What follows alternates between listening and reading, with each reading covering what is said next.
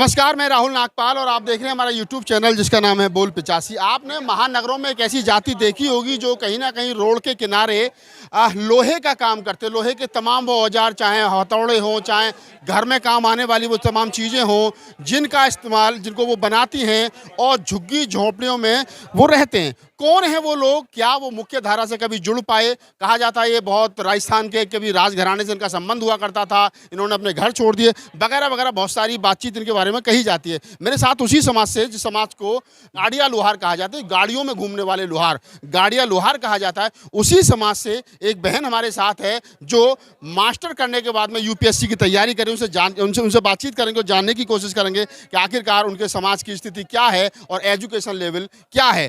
क्या नाम है, पहला बार परिचय दीजिए। मेरा नाम सिमरन है और मैं गाड़िया लोहार समाज से हूँ। वो एक जैसे आपने कहा कि आप गाड़िया लोहार समाज से हैं, जो एक घुमंतु समाज है, तो गाड़िया लोहार वही गाड़िया लोहार जो महानगरों में कहीं ना कहीं जो रोड के किनारे बस जाते हैं, झुग्गी झोपड़ी डाल लेते हैं, फिर लोहार का काम करते हैं, वही गाड़िया लोहार। हाँ जी, आपने देखा होगा पार्कों के किनारे, रोड की पटरियों के किनारे जो लोहा बेचने वाला समाज है, वही गाड़िया लोहार समाज है। तो गाड़िया लोहार में मैं पहली बार किसी लड़की को देख रहा हूँ इस लेवल पर के जिसने मास्टर्स किया हो और यूपीएससी की तैयारी करो, तो कैसे लगा कि आपको एजुकेशन की तरफ जाना चाहिए? इसके पीछे जो सबसे बड़ा कारण है वो मैं बताऊंगी। एक तो पहले अपनी खुद की मानसिकता होती है कि मुझे ये करना ही है। ऐसा एक किस्सा अगर मैं बताऊं तो मेरे बचपन का भी है।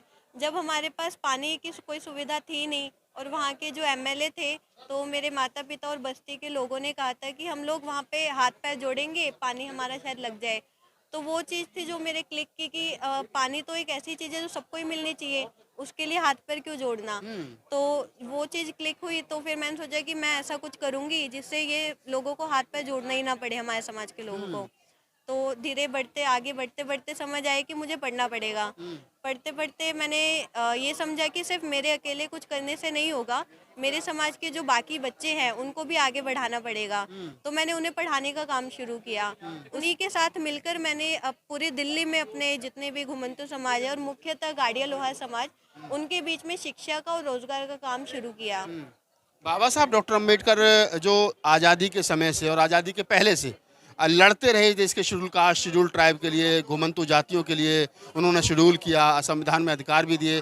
उसके बावजूद भी आज भी जो घुमंतु समाज है वो बस नहीं पा रहा है, वो पढ़ नहीं पा रहा है, आगे बढ़ नहीं पा रहा है, आधार कार्ड नहीं है, प्रॉपर कागज नहीं है।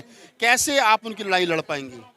अ, बाबा साहब की अगर हम लोग बात करें और उनका जीवन काल देखें तो उन्होंने भी काफ़ी संघर्ष रहा है, लेकिन उनका संघर्ष रहा कि उन्हें उस टाइम पे जो जाति भेद होता था, निचली जाति, ऊंची जाति, छुआछूत, इन सब के कारण वो पढ़ाई नहीं कर पाए। और जिस तरीके से संघर्ष के बाद उन्होंने पढ़ाई की और इस लेवल तक पहुँचे कि आज हम सब उन्हें बाबा साहब कह रहे हैं। तो मतलब उन्होंने भी जब ये एससी एसटी की बात की थी तो वो उस समय के कारण की थी जिस समय ये भेदभाव हो रहा था।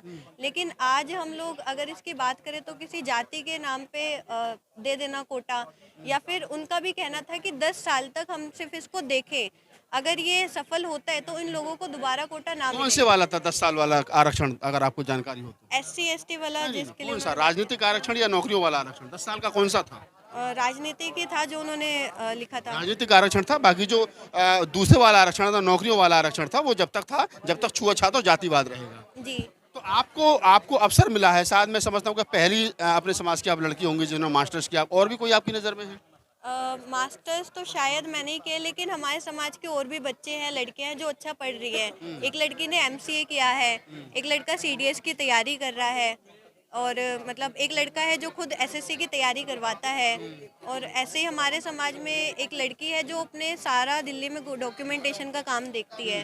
तो जैसे जैसे हो पाता है वो करती है। इसमें कितनी सच्चाई है? कहा जाता है कि जो गाड़िया लोहार हैं, जो जिस जाति से आप आते हैं, उनकी कुछ कस्में थी, उन्होंने कहा कि हम जब तक लौट करके अपने घर नहीं जाएंगे जब तक किला, कुछ ऐसी रूमर हैं, कितनी सच्चाई है उन्होंने? ये रूमर नहीं है, इसका शिलालेख भी एक चित्तौड़ में आपको मिल जाएगा।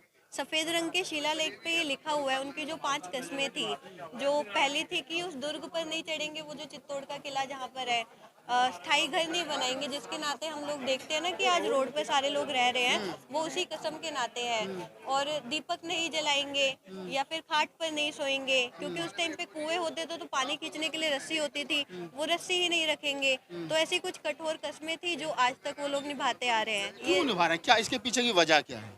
इसके पीछे की वजह है अपनी जो स्वामी भक्ति कह लीजिए, राष्ट्र प्रेम कह लीजिए, या फिर अपना स्वाभिमान कह लीजिए कि हम मुगलों के आगे हम लोग झुकेंगे नहीं। उसके मतलब बदले में भले ही हमें घास की रोटी भी क्यों ना खानी पड़े। तो ये सारा मतलब तो यही कारण घुमंतु है। घुमंतु जातियों के आप एक प्रमुख जाति हैं, और भी बहुत सारी जातियां, नट हैं और जो खेल तमाशा दिखाने कठपुतली वाले, वो तमाम घुमंतु जातियां हैं।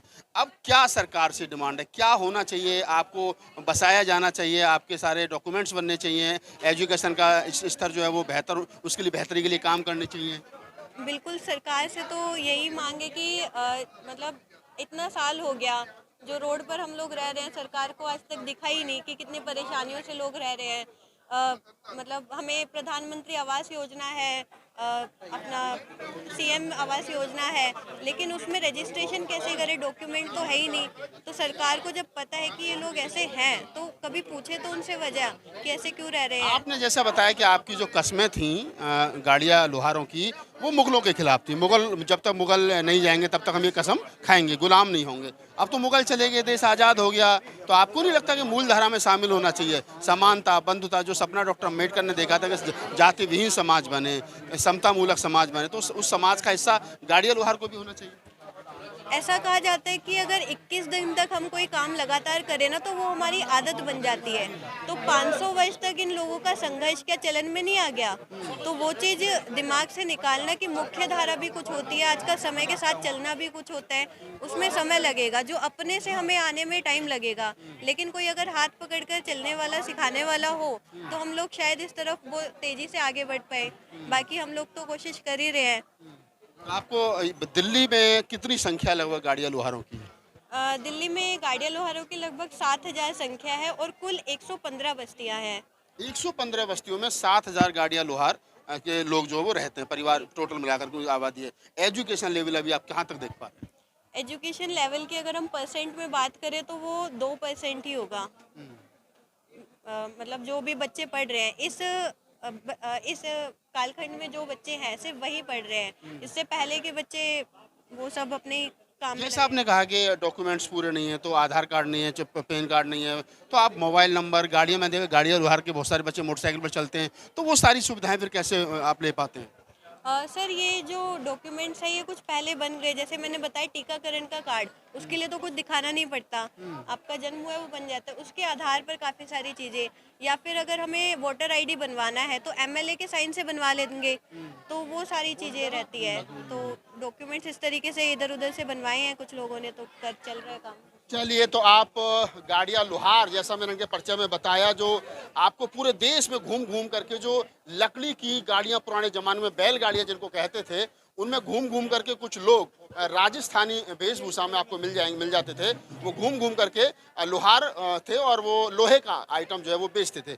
उन्हीं में आप सोनम हैं, जो गाड़ियाँ लोहार समाज से आती हैं, और एमए किया है उन्होंने। तो मुझे, मेरी एक अंदर से जिज्ञासा हुई कि इस बेटी से बात की जाए, ताकि समाज को एक मैसेज जाए कि वो समाज जो हाशिए पर था, जिसको आगे लाने का सपना डॉक्टर अम्बेडकर ने देखा था, और कहा था कि वो समाज जो हाशिए पर रह गया उसको मुख्य धारा में शामिल करना चाहिए। उस समाज की बेटी ने एमए किया और वो आज सेमिनार में आई थी। तो आप पूरी बातचीत से क्या इत्तेफाक रखते